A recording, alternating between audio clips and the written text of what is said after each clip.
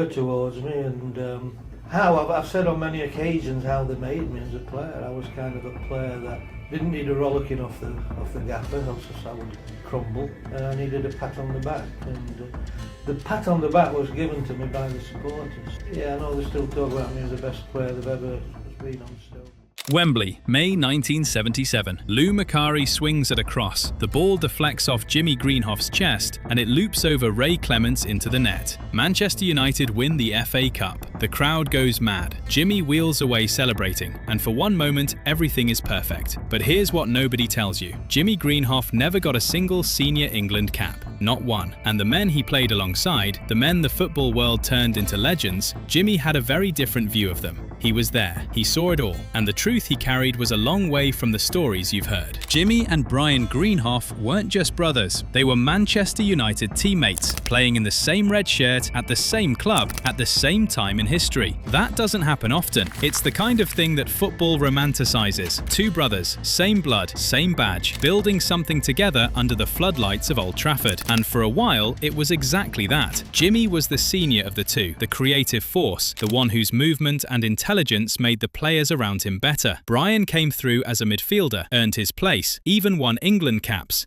that bitterly Jimmy never got. They were close in the way only brothers who share a profession can be. The bond felt unbreakable. Then came Rochdale. When Jimmy moved into management, he brought Brian with him. It was a gesture of trust, the kind you only extend to someone you believe in completely. Jimmy put his professional reputation on the line for his brother, gave him a role, gave him responsibility, and it fell apart. The details were never aired publicly. Jimmy was too private for that. But what followed the collapse was worse than any argument. It was silence. Years of it. A cold, heavy quiet that Jimmy described as one of his greatest regrets. Now, the football world remembers Brian Greenhoff as a Manchester United legend. A player who was part of the 1977 Cup-winning side, who represented England, who contributed to one of the great eras at Old Trafford. And none of that is wrong, exactly. But Brian's reputation was built almost entirely on what Old Trafford gave him. The moment he stepped outside that environment, the moment the protection of the club and the system around it was gone, the limitations came into view. Away from United, the performances thinned, the legend didn't travel. Jimmy knew that better than anyone. He'd seen Brian up close, both at the peak and at the point of failure. He understood that the myth and the man weren't always the same thing, but what haunted him wasn't the professional disappointment, it was the silence afterward, the relationship that never fully came back, the brother he trusted, and the years they lost because of it. That's the part that doesn't make the highlight reels. If you want to understand what Manchester United was like in the mid-1970s, just think about Tommy Docherty. The Doc was electric, loud, charismatic, funny, always the most alive person in the room. He rebuilt United after relegation, brought in players who could run and attack and entertain, and turned Old Trafford back into somewhere worth watching. Jimmy Greenhoff was one of his best signings, arriving in 1976 for a fee that looked like a bargain almost immediately. Under Docherty, Jimmy flourished. He was given freedom, trusted to link play, to drop deep, to drag defenders out of position. The 1977 Cup run was the peak of it. But even during those good times, Jimmy never fully relaxed under the Doc, because the atmosphere at the club was anything but stable. Promises got made and quietly forgotten. The manager's moods shifted. Loyalty was something Docherty talked about more than he practiced. Jimmy thrived in spite of the chaos, not because of it. Then the cup final happened, and 4 months later, Docherty was gone. He'd had an affair with the physio's wife, and the club dismissed him. The man who'd rebuilt United, who'd just won the FA Cup, was out before the season even started. Make sure to like and subscribe, and now back to the video. So Dave Sexton came in, and everything changed. Where Docherty was loose and instinctive, Sexton was rigid and tactical. He was a coach's coach, respected in the game, organised, detail-obsessed. None of that is a criticism on its own, but Jimmy Greenhoff's entire game was built on freedom. He needed space to think, to improvise, to read the play in real time. Sexton's system didn't offer that. It demanded shape, discipline, and predictability. Everything Jimmy wasn't. It wasn't that Jimmy's form dropped. His performances held up. But Sexton wanted a different kind of footballer in that role, and Jimmy didn't fit the profile. Bit by bit, the game time dried up. The signals were clear, even if nothing was ever said directly. By 1980, Jimmy was gone from United, moving to Crewe at 33 years old. His time at the club finished, not because he'd fallen away, but because a new manager couldn't see a place for the way he played. Two managers, one who built the best years of Jimmy's career on chaos and charm, and one who ended them with silence and tactics. Jimmy caught everything from both of them, the broken promises of Doherty and the cold indifference of Sexton, and came out the other side with nothing but the memories and the truth of what had actually happened behind those doors. Before Manchester United, before the FA Cup, before any of it, there was Leeds. Jimmy Greenhoff arrived at Elland Road in 1966 as a young forward with genuine technical ability, the kind of player you'd look at and think, yes, this is exactly what a Don Revie side needs. Someone who could think quickly, move intelligently, find pockets of space and use the ball cleanly. On paper, it made perfect sense. What happened instead was something far quieter and far more damaging than any public fallout. Revie never played Jimmy in his natural position, not consistently, not in any way that allowed him to actually show what he could do. Jimmy found himself pushed into roles that didn't suit him, shunted around the edges of a squad that had already decided on its identity. Leeds under Revie was a machine, tightly knit, physically imposing, built around a core group of players who knew exactly what was expected of them and delivered it with ruthless efficiency. Jimmy didn't fit that machine, not because he lacked quality, but because Revie couldn't quite figure out what to do with someone whose game was based on subtlety rather than steel. The exit came eventually, and what made it worse was how unremarkable it felt. There was no confrontation, no dramatic falling out, no moment that anyone could point to and say that's where it ended. Jimmy simply stopped mattering to Revie. He became peripheral, then invisible, then gone. He moved to Birmingham City in 1969, and Elland Road closed behind him without ceremony. Norman Hunter was a teammate through all of it, not an opponent, not someone who actively worked against Jimmy. But the culture Hunter represented was everything that made Leeds incompatible with the way Jimmy understood football. Bite your legs was more than a nickname. It was a statement of intent, a declaration that Leeds would use physical intimidation as a core part of how they operated. Hunter was brilliant at it. He won tackles, he dominated space, he made forwards think twice before running at him, and the football world celebrated him for it. Jimmy's game ran on different fuel entirely. Movement, intelligence, timing, the ability to read a situation before it developed. That kind of football requires an environment that values it. Leeds under Revie valued toughness first and technical quality second, and in that hierarchy, Jimmy always sat too low. The two things weren't compatible, and no amount of talent on Jimmy's part was going to change the culture of a club that had already decided what it wanted to be. Hunter is remembered as a Leeds legend, and fairly so within the terms of what Leeds were, but Jimmy Greenhoff, the player Revie couldn't find a use for, was the better, pure footballer. He just had the misfortune of arriving at the wrong club at the wrong time, under a manager whose vision had no room for him. Back to Wembley for a moment, because you have to. May 1977. The score is level. Lou Macari gets onto the ball, swings at it, and the shot is going nowhere useful until it clips Jimmy Greenhoff's chest and loops in a long, slow arc over Ray Clemence. United win the FA Cup. The stadium erupts, and for the next several decades, the question of whose goal that actually was became one of the most persistent debates in the history of the competition. Macari claimed it. He argued the goal should be credited to him because it came from his shot. Jimmy's position was different. The ball hit him, changed direction entirely, and went in. Without Jimmy standing exactly where he stood, moving exactly as he moved, the ball doesn't go into that net. For a man who played over 400 games across his career and never once pulled on a senior England shirt, that goal wasn't just a moment. It was a piece of his legacy, and Macari spent years collecting it. It sounds like a small thing until you understand what it meant. Jimmy Greenhoff never got the recognition the game owed him. He wasn't on the back of football cards the way others were. He wasn't the name journalists reached for first. Every piece of his story mattered because the official record had already decided he didn't matter enough. So when Macari took that goal and the public largely let him have it, Jimmy felt it in a way that probably looked disproportionate from the outside but made complete sense when you knew the full picture. Tommy Smith was a different kind of problem. Liverpool's enforcer, the player they called the Iron, built his entire reputation on making the game as uncomfortable as possible for anyone who came near him. He wasn't interested in beauty or craft or the finer points of the sport. He wanted to hurt you, or at least make you believe he would, and he was extremely good at it. Jimmy valued fair play above most things. He believed football was a craft, something you refined and respected, something that deserved to be played with intelligence and honesty. Smith played it like a siege. Their clashes over the years weren't just physical contact between two players on opposing sides. They were two completely different ideas about what the game was for, colliding on a pitch. Smith is a hero in Liverpool. The fans there remember him with genuine warmth, and he earned that in his own way. But from where Jimmy Greenhoff stood, Smith was the kind of player who made football worse by being in it. The intimidation, the deliberate roughness, the philosophy that winning justified any method, Jimmy never accepted it, and he never pretended to. One man stole a goal, another made the game uglier. Neither of them ever had to answer for it. Here's a sentence that should stop you cold. Jimmy Greenhoff is widely cited as the greatest English footballer never to earn a single senior international cap. Not a handful of caps, not a debut and then nothing, zero. An entire career at the highest level of the English game, and the England selectors looked straight through him every single time. Let that settle for a second, because it's genuinely hard to explain without getting angry on his behalf. He won the FA Cup. He played over a decade in the top flight, performing consistently for clubs including Stoke City, Leeds, and Manchester United. He was the kind of player who made every team around him function better. Not a loud, obvious goal scorer, but the type of footballer who created the conditions for everyone else to shine. Managers who understood the game recognized it. The selectors apparently didn't. And it wasn't bad timing. That's the excuse that usually gets offered for players who get overlooked. Wrong era, too much competition, peaked at an inconvenient moment. None of that holds for Jimmy. He was in form, he was available, he was playing at the highest level week in and week out. The selectors were simply choosing not to look. The England setup of that period wasn't a pure meritocracy. It never really has been. Selection was shaped by relationships, by which clubs carried influence, by a bias towards certain regions and certain types of player. The selectors of that era tended to reward the obvious, the high-profile striker, the player the newspapers were already writing about, the name that came with a built-in argument in its favour. Jimmy didn't operate like that. He was a thinking man's footballer, and the committee selecting England wasn't always made up of thinking men. Every player on this list got something from the football establishment that Jimmy didn't. Brian got England caps, Doherty got a platform and a legacy, scandal and all. Sexton got multiple high-profile managerial roles. Revie managed England. Hunter earned over 20 caps. Macari represented Scotland. Smith won everything Liverpool had to offer. The football world celebrated all of them in one form or another. Jimmy got silence from the one institution that should have championed him most. He never caused trouble about it publicly, not in the way that would have kept the story alive. He talked about it because people asked, not because he was shouting into rooms demanding attention. That restraint probably cost him. The players who made noise got heard. The ones who carried their grievances quietly tended to get forgotten, which is exactly what happened. The FA selectors didn't snub Jimmy Greenhoff once, on a bad day in a close decision. They did it across his entire career, consistently, without explanation, without acknowledgement, and without any apparent awareness of what they were throwing away. He is still waiting for a proper answer. He'll probably never get one. And that, more than the brother who went quiet, more than the managers who failed him, more than the goal that got claimed and the brutal opponents who made his life harder, that is the wound that never closed. The game's highest honour at international level was held just out of reach, year after year, by men who simply didn't see what was right in front of them. Jimmy Greenhoff wasn't a bitter man, at least not in the way the word usually gets used. Bitter implies festering, obsession, a person who can't move past what happened to them. Jimmy wasn't that, but he was honest, and that honesty had edges to it. Every name on this list was turned into something larger than what they actually were. Brian became a Manchester United legend, while Jimmy carried the weight of their broken relationship alone. Doherty got to rewrite his own history after the scandal. Sexton got credit for tactical sophistication that came at the cost of the players who didn't fit his system. Revie managed England despite what he'd done to Jimmy's development at Leeds. Hunter became the symbol of an era. Macari kept a goal that wasn't his. Smith kept a reputation built on making opponents miserable, and the selectors kept their jobs, while the greatest English player they never picked quietly got on with his life. That's the real story of English football in that era, if you're willing to look at it straight. It wasn't all glory and trophies and magic nights under the lights. For every celebrated name, there was someone just behind them who did the work, took the hits, carried the team through the hard games, and came out the other side with fewer medals, fewer headlines, and zero caps. Jimmy Greenhoff gave the game everything he had. He gave it loyalty, creativity, more than a decade of genuine quality, and his professional trust in people who didn't always deserve it. The game gave him back a winner's medal, a deflected cup final goal that someone else claimed, and a silence from the national team that lasted his entire career. He told the truth about the men around him. Nobody gave him that much in return. If you want more stories like Jimmy's, subscribe and drop a comment below. Who do you think is the most underrated English player of all time?